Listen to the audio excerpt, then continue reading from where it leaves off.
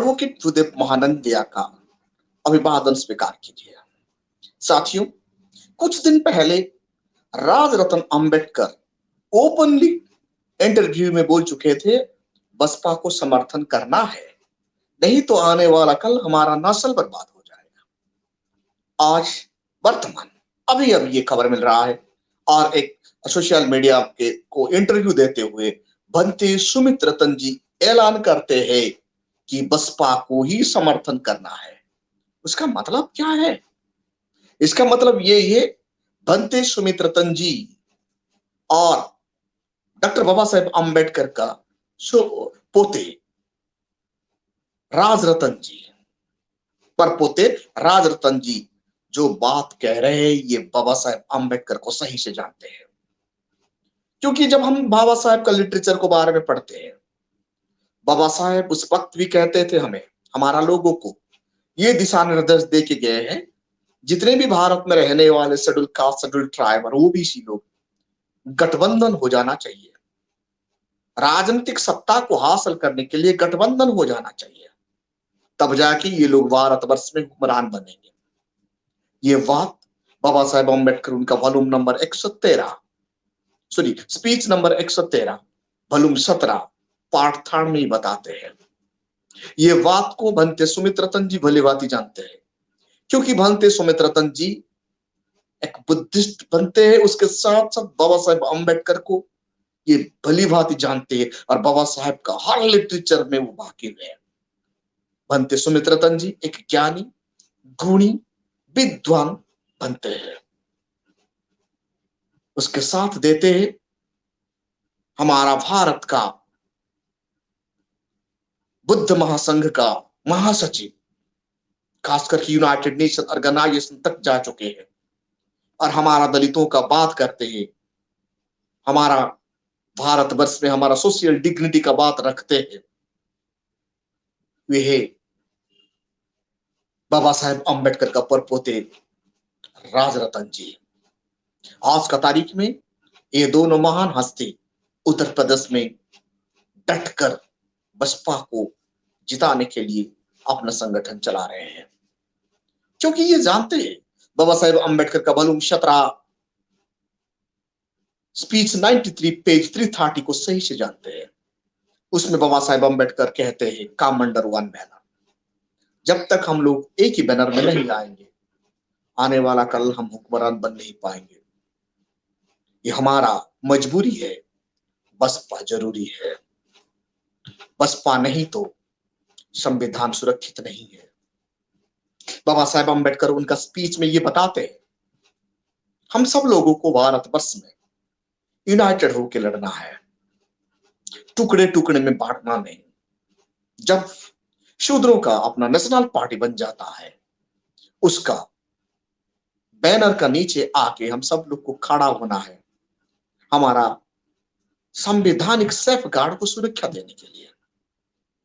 बाबा साहेब अम्बेडकर ये 1948 में बोल चुके हैं।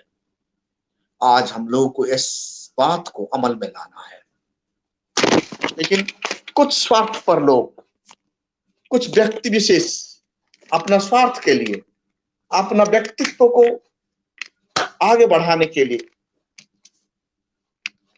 अपना ताकत को, अपना इकोनॉमिक स्टेबिलिटी को बढ़ाने के लिए बाबा साहब का ये बात को हमारा सामने पेश नहीं करते हैं। इसीलिए आज इस समाज में हमारा लाखों संगठन बन रहा है, लाखों ऑर्गेनाइजेशन बन रहा है। ये लाखों संगठन बनना, लाखों ऑर्गेनाइजेशन बनना मतलब हमारा यूनिटी को वीक कर देना।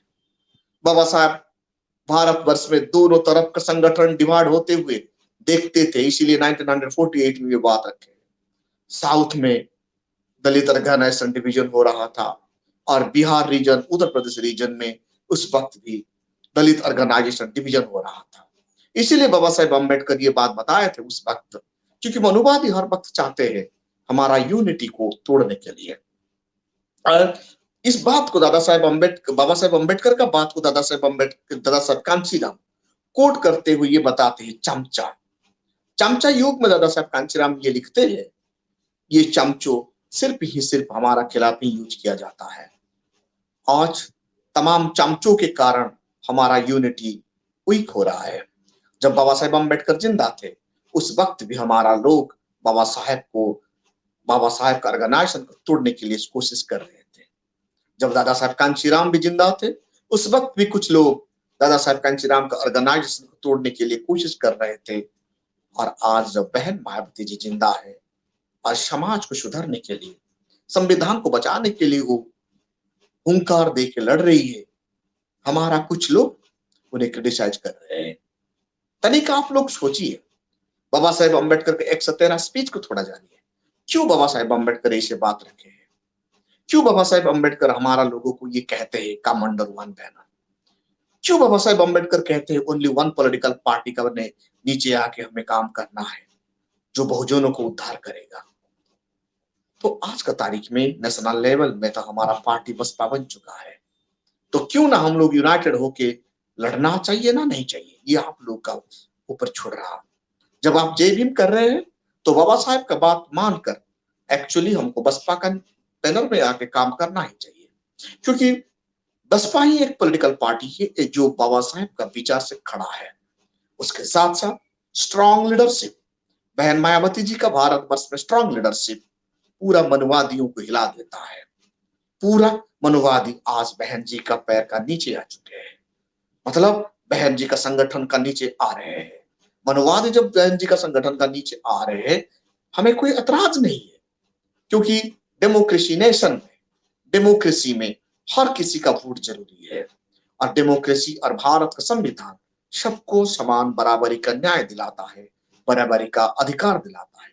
बसपा वही काम कर रहा है, तो बसपा में हर कोई ऑर्गेनाइजेशन को वेलकम है। तो आइए हम सुमित रतन जी का बात सुनेंगे और बाबा साहेब अम्बेडकर का पुरपोते राज रतन अम्बेडकर का बात मानकर सब लोग यूनाइटेड होकर बसपा को वोट देंगे और आने वाला कल हमारा संविधान को खतरे से बचाएंगे। उसके साथ साथ हमारा जनरेशन को भुखमरी से आजादी दिलाएंगे, जातवाद से आजादी दिलाएंगे, मनुवाद से आजादी दिलाएंगे और भारतवर्ष में समरसता स्थापन करेंगे। उसके साथ यूनिटी, इंटीग्रिटी और फ्रेटर्निटी को मजबूत करेंगे और इस भारत को दुनिया में नंबर 1 नेशन बनाएंगे। साथियों, आप सब लोग असम न्यूज का इस मुहिम में जुड़ जाइए और आने वाला कल हमारा संविधान का साथ साथ हमारा जनरेशन को बचाने के लिए आप सब लोगों का सहयोग बहुत जरूरी है। साथियों, इस वीडियो को ज्यादा से ज्यादा कमेंट कीजिए, लाइक कीजिए और शेयर कीजिए। Thank you.